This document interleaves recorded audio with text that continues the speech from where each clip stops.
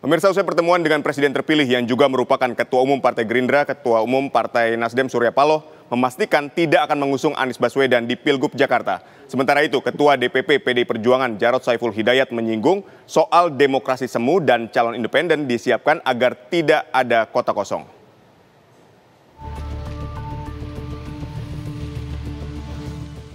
Prabowo Subianto, Presiden terpilih yang juga merupakan Ketua Umum Partai Gerindra, menggelar pertemuan dengan Surya Paloh, Ketua Umum Partai Nasdem di Kertanegara, Jakarta Selatan. Usai pertemuan, Prabowo menyampaikan sepakat dan menerima bergabungnya Partai Nasdem dengan Koalisi Indonesia Maju. Kita sepakat untuk kerjasama, kolaborasi dengan baik, hadapi tantangan masa depan. Saya tegaskan kembali bahwa saya sangat memandang persatuan sebagai kunci keberhasilan bangsa, dan karena itu saya menyambut sangat baik persedianya Nasdem untuk bergabung dengan kami, sama-sama mengabdi kepada negara dan bangsa. Ketua Umum Partai Nasdem Surya Paloh memastikan tidak akan mengusung Anies Baswedan di Pilgub Jakarta. Artinya kalau misalnya sudah ketemu Pak Prabowo dan juga sempat tadi pagi bertemu dengan Pak Anies, berarti akhirnya sudah tidak akan mengusung Pak Anies di Jakarta. Ya, jelas itu. Saya sudah beritahu Pak Anies, Anda sebagai adik, ini bukan momen Anda untuk maju pada Pilkada Jakarta Raya. Kita cari momentum yang lebih tepat lagi ke depan. Ada pemahaman itu. Ya. Sementara itu, PKS membuka opsi untuk bergabung dengan Koalisi Indonesia Maju dan PKB sendiri sepakat berkolaborasi dan bersinergi dengan Partai Gerindra. Menanggapi dinamika Pilgub Jakarta, Ketua DPP PDIP Jarod Saiful Hidayat menyinggung soal demokrasi semu dan calon independen disiapkan agar tidak ada kota kosong. Memang ada upaya untuk semua partai itu diarahkan menjadi calon tunggal, tetapi jauh sebelumnya sebetulnya sudah disiapkan calon independen, dan yang calon independen itu kabarnya sudah memenuhi syarat, sehingga di Jakarta tidak ada lagi calon tunggal karena sudah ada calon independen, ya. Oleh karena itu ya kita berharap sebetulnya di Jakarta itu supaya fair gitu kan, harus ada calon dari partai juga kan. Jangan semuanya diborong, supaya setara dan supaya rakyat Jakarta punya peluang, punya kesempatan untuk bisa memilih pemimpinnya. Ini artinya kalau dipaksakan seperti ini, ya demokrasi jadi seluruh. Karena mau nggak mau rakyat dipaksa untuk memilih itu, memilih satu calon. Ya. Kalau nggak ada calon independen berarti calon tunggal. Apakah ini baik bagi demokrasi? Kalau menurut saya tidak sehat. Lantas, bagaimana nasib Anies Baswedan dan PDIP di Pilgub Jakarta 2024? Dari Jakarta, tim TV One mengabarkan. Pemirsa, dinamika politik di pemilihan Gubernur Jakarta kian dinamis dan semakin panas. Pertemuan Prabowo dan Surya Paloh Kamis malam menyatakan bahwa Partai Nasdem menarik dukungannya untuk Anies sebagai bakal calon Gubernur Jakarta. PKB dan PKS pun condong akan bergabung dengan Koalisi Indonesia Maju yang membuat peluang Anies mendapatkan tiket Jakarta semakin kecil. Sementara itu PDI Perjuangan menyinggung soal demokrasi semu dan calon independen yang disiapkan di Jakarta agar Ridwan Kamil tidak melawan kota kosong. Untuk membahasnya kita telah bergabung dengan Ciko Hakim, juru bicara PDI Perjuangan, Bim Benyamin, koordinator Poros Jakarta, dan sekaligus juga merupakan pendukung dari Anies Baswedan, dan Prof. Burhanuddin Muhtadi yang merupakan pengamat politik. Kita langsung ke Mas Ciko. Mas Ciko, demokrasi semu dan ini adalah salah satu cara supaya tidak melawan kota kosong. Disiapkan nih ceritanya calon independen. Tanggapannya seperti apa? Mas Ciko, silakan. Saya rasa tidak salah apa yang disampaikan oleh senior saya ya, Mas Jarod Saiful Hidayat. Kalau kita melihat ini kan kata-katanya selalu begini, PDI Perjuangan ditinggalkan dan lain-lain untuk Pilkada Jakarta. Atau Anies Baswedan ditinggalkan. Bagi kami justru, dan saya rasa rakyat juga merasakan, yang ditinggalkan ini kan rakyat. Rakyat ini kemarin sudah disurvei. Ada lembaga-lembaga survei yang menggelar survei. Kemudian hasil-hasil survei itu sudah jelas. Yang berada di urutan-urutan teratas adalah Pak Ahok, Pak Anies, atau Pak Anies, Pak Ahok. Lalu kemudian di urutan ketiga dan terpaut jauh dari yang urutan kedua ada Pak Ridwan Kamil. Artinya survei itu adalah potret keinginan masyarakat, potret harapan masyarakat, potret saluran aspirasi masyarakat apabila pilkada digelar hari ini misalnya. Dan itu yang seharusnya memang menjadi pertimbangan partai politik juga, apalagi bagi kami nama Basuki Cahayapurnama adalah kader kami sendiri, yang tentu itu akan menjadi pertimbangan yang serius bagi kami untuk memajukan. Dan idealnya bagi demokrasi sesungguhnya kalau ketiga tokoh tersebut kan maju. Nah, sekarang ini kan ada upaya-upaya untuk mengerucutkan dukungan hanya ke satu calon yang justru bukan berada di posisi atas di survei. Kita harus melihat hasil survei itu adalah potret keinginan masyarakat. Itu satu. Nah, demokrasi semu ini yang disebut oleh Mas Jarod adalah demokrasi yang sifatnya hanya prosedural. Demokrasi yang selalu menganggap bahwa, oh ini tidak melanggar aturan. Aturannya ada bahwa boleh melawan kotak kosong. Aturannya ada bahwa semua partai politik mengerucut ke satu pasangan calon. Dan ini terjadi juga di berbagai daerah. Kami tidak mau menampik bahwa kader-kader PDI Perjuangan juga ada yang ada kemungkinan untuk melawan kotak kosong di daerah. Tetapi yang harus diingat, mereka-mereka itu adalah yang memang hasil surveinya sudah di atas 60%, bahkan 70%.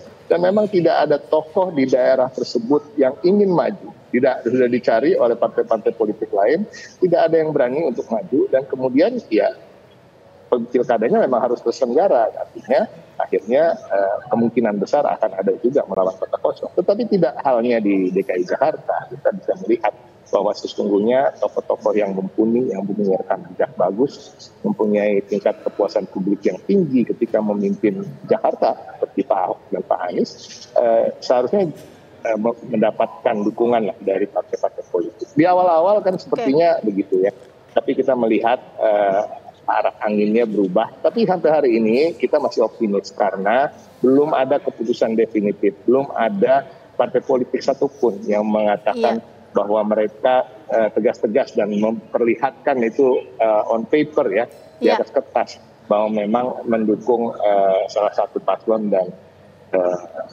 mengerucut ke sana semua. Jadi ini masih optimisme itu masih ada. Harapan kami bagi PDI Perjuangan adalah kami yang masih tetap tegar untuk berdiri bersama rakyat, berharap partai-partai lain juga tergugah untuk bersama kami kemudian bisa mengusung calon, baik itu menjadikannya pertandingan antara dua paslon yang didukung partai-partai politik, atau bisa tiga, atau juga termasuk juga melawan calon independen. Tapi calon independen ini kan ada catatan tersendiri. Ya. Oke, ini kita bahas dulu soal peluang partai politiknya. Kita menuju ke Bang Bim. Bang Bim, kita tahu ya bahwa dalam konstitusi ini kan hanya partai politik yang memiliki kewenangan seutuhnya untuk mengusung calon tertentu di pilkada. Anda yakin nggak Anies Baswedan ini bisa dapat tiket untuk maju di Pilgub Jakarta? Ya, sebelum itu memang kan dibolehkan ya. Waktu itu kan kita judicial review dan berhasil dan dibolehkan untuk calon independen untuk mengajukan sebagai calon kepala daerah ya. Tadi disampaikan juga bahwa calon kepala daerah dari independen ini di Jakarta khususnya memang ini sudah dipersiapkan ya. Tadinya tidak lolos, sekarang diloloskan, dan ini juga teman-teman dan saya sendiri kecewa kenapa? Ini banyak KTP yang dibegal, termasuk KTP saya. Sampai dikatakan ketika saya cek itu dikatakan saya mendukung calon independen sekarang di DKI. Nah itu permasalahannya ya. Jadi nanti kita akan juga sampaikan ke KPU bahwa banyak warga yang KTP-nya dibegal. Nah, ya, kembali ke partai. Soal calon independen nanti bahasnya ya. Soal calon independen nanti. Ini kita tanya dulu soal seberapa yakin Anda bahwa Anies ini bisa dapat tiket untuk maju di Pilgub Jakarta. Fokus kita ke sana dulu. Ya, sebelum Janur melengkung, ya, sebelum juga memang sampaikan bahwa sebelum ada secara hitam di atas putih, itu masih ada kesempatan lah. Nah, kita warga Jakarta kemarin kita menyampaikan aspirasi kita ke PDIP, karena memang PDIP itu berusaha untuk tidak ada calon kotak kosong. Jadi kita sampaikan dan insya Allah hari Selasa kita akan ke PKB karena memang dua partai ini yang masih belum menentukan sikapnya gitu ya. Jadi kalau ditanya Pak Anies akan bisa mencalonkan, ya kita berharap bisa lolos karena memang ini kalau seperti ini demokrasi yang semu, kalau kita bilang ini demokrasi abal-abal karena memang kalau demokrasi itu sebuah kompetisi harusnya kan fair. Kalau ibaratnya kalau main badminton, ya dua-duanya kasih raket dong, ya gitu ya. Kalau satu raket yang satu cuma kasih pakai apa gitu kan nggak fair itu demokrasinya. Jadi kita harapkan di DKI ini memang calon dari partai itu ada, nggak cuma satu calon aja. Jadi buat kami insya Allah terus berjuang, kita yakin Pak Anies akan dapat kendaraan untuk maju Pilkada Pilgub 2024 ini. Baik, kita ke Prof. Burhan. Prof. Burhan, Nasdem dan P3 ini kan secara resmi telah menyatakan diri bergabung ke Koalisi Indonesia Maju. PKS juga membuka opsi untuk itu dan PKB juga menyatakan akan berkolaborasi. Nah sekarang tinggal pilihannya Anies Baswedan dan PDIP Perjuangan. Ini akan kemana jadinya? Apakah bisa tetap melenggang untuk maju di kontestasi Pilkada Jakarta? Silakan Prof. Ya kalau hanya PD Perjuangan yang tersisa, maka Anies maupun Ahok kemungkinan besar tidak bisa berlayar karena syarat minimum untuk bisa mencalonkan diri sebagai calon kepala daerah itu minimal 20% dan PD Perjuangan tidak mencukupi kursinya untuk bisa mendaftarkan siapapun calon yang mau diusung di Jakarta. Tetapi lagi-lagi ini kan masih ada waktu ya sampai tanggal 27 hingga 29 Agustus dan partai-partai tadi meskipun sudah mulai mengerucut ke satu calon, tetapi di atas kertas kan belum didaftarkan ke KPU Jakarta. Minimal masih ada kesempatan di PKB. Meskipun lagi-lagi potensi ke arah sana makin besar ya. Nah dalam ilmu politik ini disebut dengan istilah party collusion ya. Jadi kolusi partai. Dan itu terjadi ketika partai-partai yang pada dasarnya bersaing itu justru mematikan persaingan, padahal persaingan adalah inti dari demokrasi. Nah ini menarik nih karena biasanya partai-partai itu by nature bersaing satu sama lain untuk memperebutkan hati publik, tapi yang terjadi justru partai-partai berkerumun ke dalam satu calon dan mereka mematikan satu fungsi persaingan yang menjadi dasar atau rohnya demokrasi. Nah, fenomena semacam ini memang relatif jarang terjadi ya sejak saya melakukan survei opini publik. Umumnya calon yang memiliki elektabilitas itu menjadi rebutan bagi partai untuk diusung dalam proses pilkada. Tapi ini tidak terjadi di Jakarta ya. Dan menurut saya perlu dilakukan semacam reevaluasi terhadap institusi kita. Satu yang menurut saya perlu segera dievaluasi adalah kita perlu menerapkan batas maksimum pencalonan kepala daerah. Selama ini yang diatur adalah batas minimum. Batas maksimumnya pun harus dibatasi supaya tidak terjadi aksi borong partai. Yang kedua, batas minimumnya juga harus dikurangi. Ini terlalu tinggi, 20% bagi partai atau gabungan partai untuk bisa mencalonkan kepala daerah. Dan ini yang menjadi penyebab sejak kenaikan threshold bagi partai untuk bisa mencalonkan pasangan di kepala daerah, itu rata-rata jumlah kontestan di setiap pilkada itu menurun cukup drastis. Selain tentu saja adalah, nah ini penting juga ini institusi ini yang harus diatur kita ya. Termasuk adalah syarat bagi maju melalui perseorangan yang makin sulit. Sekarang 7,5%. Nah yang terakhir, nah ini juga ada kaitannya dengan MK, yaitu larangan bagi kepala daerah untuk maju dan untuk bagi anggota DPR DPRD ya.